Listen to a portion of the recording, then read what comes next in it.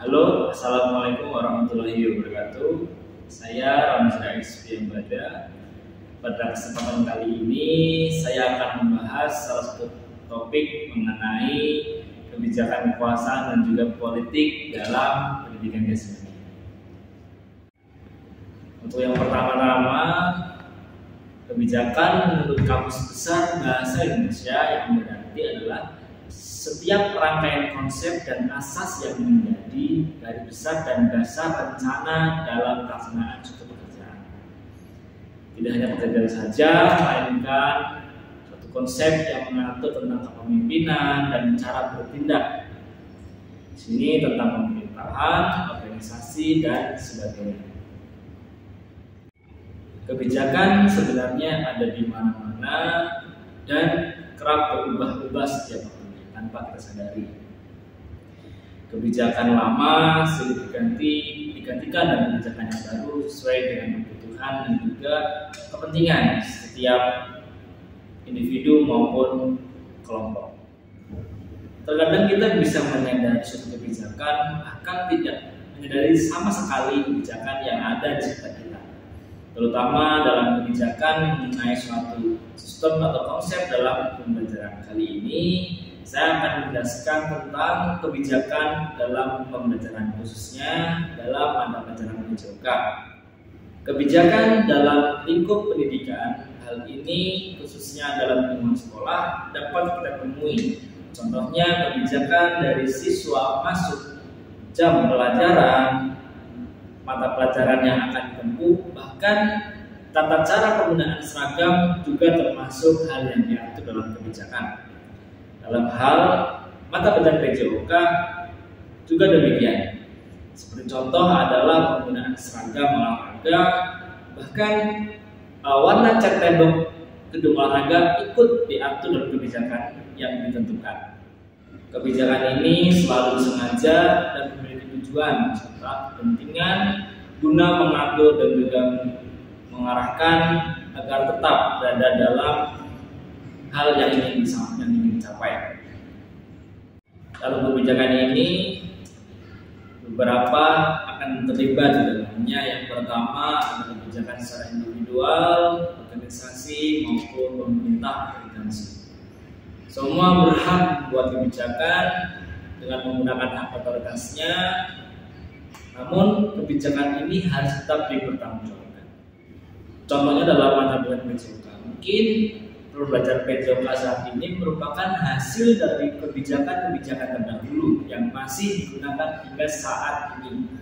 Adapun nanti akan timbul kebijakan baru jika dibutuhkan oleh guru PJOK ataupun pihak sekolah yang ingin mewujudkan atau ingin meningkatkan sebuah pencapaian dari proses pembelajaran atau suatu keadaan yang mengakibatkan perlunya kebijakan yang baru atau kebijakan yang lebih bagus lagi. Berbicara tentang kebijakan, dari apa saja yang terlibat dalamnya seperti individu, kelompok maupun instansi dan pemerintah, saya ingin mencoba menjelaskan tentang kebijakan yang bersifat individu. Di sini contohnya adalah mata pelajaran PJOK, yaitu kebijakan yang dibuat atau disusun oleh guru PJOK. Pertama, contohnya ketika jam pelajaran PJOK, seorang guru akan membuat sebuah kontrak belajar yang di sini bertujuan untuk mengatur agar siswanya menjadi disiplin dan juga sesuai dengan apa yang diinginkan oleh guru. Contohnya seperti apa? Ketika jam pelajaran biasanya dilakukan setelah atau sebelum jam pelajaran lainnya.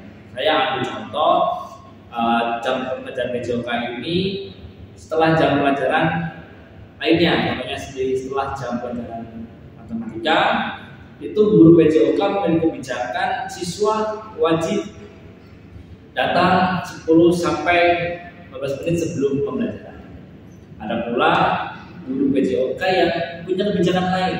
Contohnya karena pelajaran PJOK membutuhkan waktu untuk ganti pakaian, pindah dari kelas ke lapangan, dan juga kebijakan guru PJOK yang memperbolehkan siswanya datang lebih dari beberapa waktu yang ditentukan. Semisal waktu maksimal kedatangan 20 menit. Di sini tujuannya guru berbeda-beda. Ada guru yang pertama menginginkan siswanya datang sebelum jam pelajaran dimulai, ada juga guru yang memperbolehkan siswanya datang maksimal 20 menit di waktu pelajaran. Untuk kebijakan ini akan disikapi secara berbeda-beda juga kepada peserta didik. Ada yang melatih untuk kedisiplinan, namun juga beresiko peserta didik mengharuskan datang lebih awal. Mungkin ada tergesa-gesa, ada pula yang guru PJOK yang menginginkan siswa itu sebelum pembelajaran PJOK itu fun dulu, jadi tidak terkesan terburu-buru, tidak terkesan sepaneng gitu, karena selain PJOK belajar tentang semua aktivitas fisik, PJOK di sekolahan itu lebih menjadi wahana rekreasi atau hiburan, sehingga mungkin kebijakan yang ditentukan oleh guru satunya ini yang mempersilahkan siswanya datang 20 menit, maksimal 20 menit, agar mood siswanya juga bagus, tidak tergesa-gesa. Lalu contoh yang kedua, itu guru PJOK yang memiliki kebijakan terkait dengan penilaian. Tentu di kelas yang homogen terdapat dua jenis kelamin, yaitu perempuan dan laki-laki. Ada juga guru PJOK yang memiliki kebijakan dengan tidak menyamaratakan penilaian dan juga proses dari pembelajaran. Karena kita sama-sama ketahui dari perbedaan anatomi fisiologis antara laki-laki dan perempuan jelas berbeda. Contohnya apa kebijakan yang dilakukan oleh guru PJOK ketika memberikan atau melakukan penilaian dengan proses berbeda dengan jenis kelamin tersebut? Itu contohnya ketika guru PJOK menentukan batas minimal untuk siswa laki-laki melakukan push up selama 1 menit. Menurut TKJI, tes kesegaran jasmani Indonesia, siswa laki-laki diminta minimal melakukan sebanyak 30 kali. Itu dinyatakan bagus. Sedangkan untuk yang perempuan, dengan kebijakan melihat jenis kelamin, maka guru PJOK menurunkan minimal yang akan dicapai oleh siswa perempuan. Misal kalau yang laki-laki minimal 20 kali dalam 1 menit, yang perempuan minimal harus mencapai 15 kali atau 20 kali. Tentu minimal ini dengan perbedaan akan memperoleh penilaian yang sama nantinya. Dalam arti penilaian sama itu pencapaian yang sama, namun ada minimal yang beda. Seperti itu. Itu kebijakan yang kedua.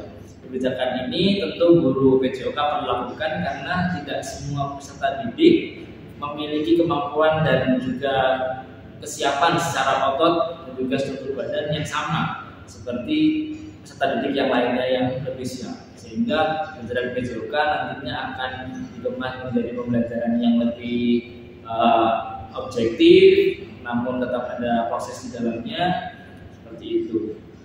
Lalu tadi contoh dari kebijakan individu yang terpusat dari guru PJOK-nya.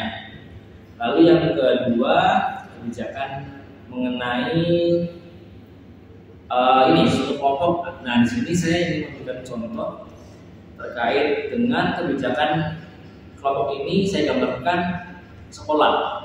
Kenapa demikian? Karena kebijakan guru akan beriringan dengan kebijakan sekolah.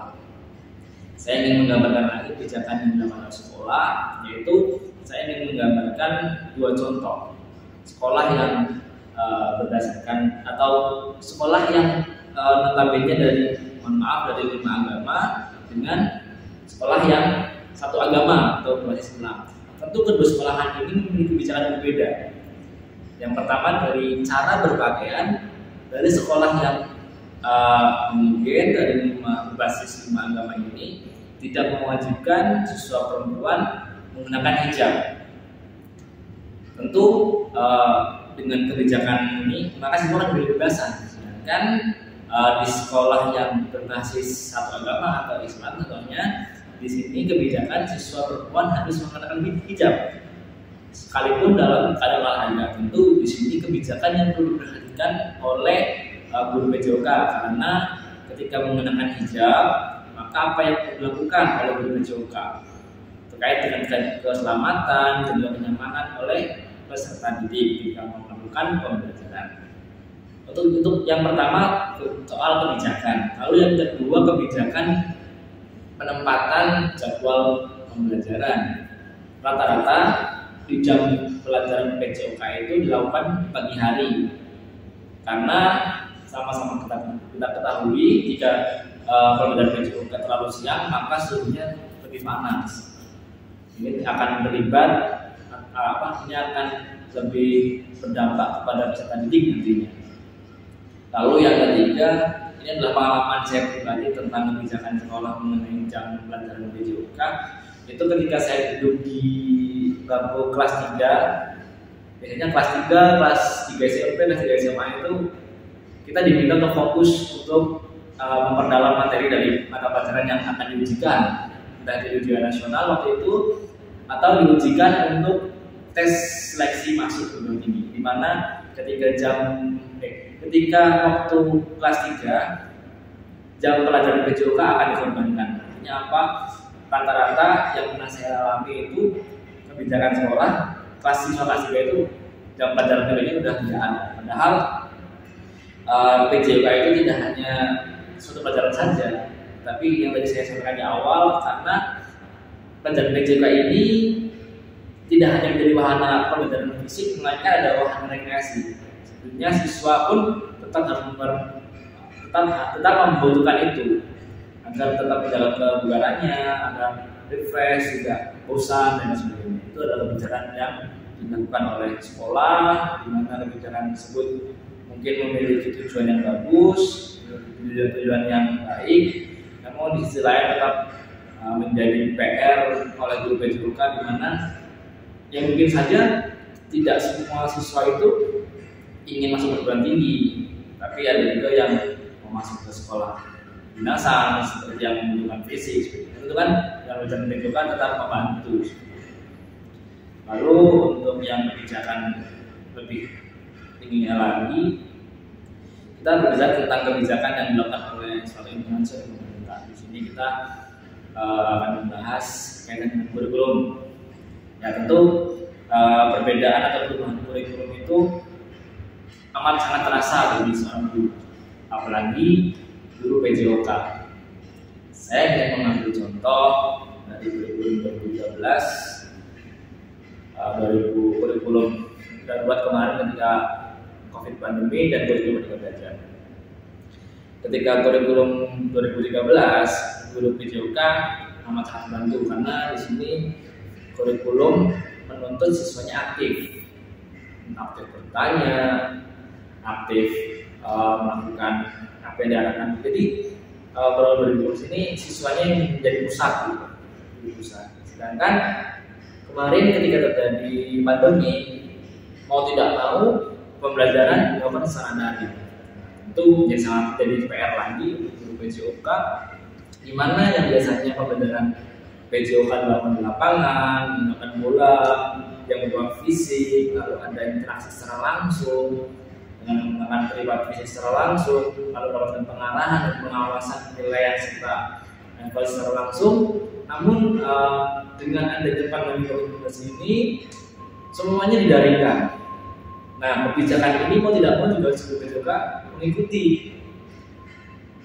Bagaimana guru PJOK mengemas pembelajaran PJOK itu menggunakan daring? Tentu awal-awalnya sangat sulit bagi guru PJOK itu sendiri.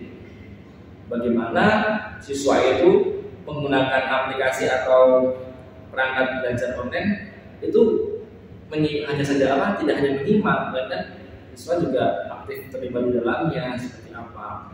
Nah, kebijakan itu yang mungkin menjadi tantangan juga bagi seorang guru PJOK, karena kita tidak bisa tetap muka secara langsung. Akhirnya guru PJOK mencari sebuah strategi suatu pembelajaran, di mana hasil yang ini sharing dari pengalaman saya juga dan berkaitan dengan skripsi saya waktu itu tentang tantangan dan strategi pembelajaran PJOK di masa pandemi COVID-19, di mana tantangan yang pertama yang dihadapi oleh guru PJOK ketika kebijakan yang diberikan oleh pemerintah waktu itu, yang pertama keterbatasan kemampuan dalam menggunakan aplikasi atau menggunakan perangkat elektronik. Itu yang pertama. Guru PJOK awal mulanya semua kaget, Karena tidak kita pungkiri guru PJOK itu umurnya juga beragam, ada juga dari yang sudah setengah bayar, tentu ini menjadi kesulitan juga. Lalu yang kedua, tantangan yang dihadapi oleh guru PJOK itu guru kesulitan dalam menentukan bahan ajar seperti itu. Terus juga guru PJOK sulit juga mengaplikasikan pembelajaran yang semula di lapangan menjadi daring itu seperti apa. Namun setelah hasil penelitian saya waktu itu atau skripsi, guru PJOK setelah mengikuti beberapa pembekalan juga belajar dari pengalaman, karena materi sudah cukup lama, itu guru PJOK sudah mulai terbiasa, yaitu dengan strateginya membuat pembelajaran berbasis project atau project based learning, di mana nanti peserta didik diminta untuk membuat project di rumah agar proses pembelajaran dapat diaplikasikan dalam media online tersebut. Jadi kebijakan-kebijakan yang sifatnya tadi yang sudah berubah, tentu guru PJOK dan guru lainnya mencari cara untuk menyesuaikan edukasi yang bisa mengikuti kebijakan tersebut, karena lagi-lagi kebijakan itu merupakan sebuah hak otoritas di mana setiap individu atau kelompok atau institusi itu bertanggung jawab dalam membuat kebijakan, di mana kebijakan itu tetap memperhatikan banyak hal, di mana kebijakan ini manfaatnya seberapa banyak, lalu kesulitannya di mana saja, lalu apa yang menjadi pembeda dari kebijakan yang lalu. Jadi dalam membuat kebijakan itu sebetulnya gampang-gampang mudah, karena di sini kebijakan itu dibuat secara sadar, kebijakan itu disengaja, tapi kebijakan itu juga tidak boleh hanya membuat kebijakan semata saja, melainkan ada kebijakan yang sifatnya baik untuk sesama lain. Baik teman-teman, dari penjelasan saya tadi saya coba menyebutkan bahwa namanya sebuah kebijakan kekuasaan bahkan politik itu berjalan beriringan. Kenapa? Ketika seseorang yang kebetulan memiliki jabatan dan juga kekuasaan diharapkan dapat menciptakan sebuah kebijakan-kebijakan yang bagus, kebijakan-kebijakan yang positif, di mana kebijakan ini juga akan bermanfaatan bagi yang menjalani, bahkan juga bagi seseorang ataupun halayak luas dalam menjalani mendapatkan positif yang lebih banyak ketimbang hal yang tidak diinginkan. Mungkin dari saya itu dulu teman-teman. Terima kasih sudah menonton dari awal sampai akhir. Kalau suka sama videonya boleh di subscribe, sama di share. Kalau ada yang kurang dari saya, maaf. Saya pamit diri. Terima kasih. Wassalamualaikum warahmatullahi wabarakatuh. Bye bye.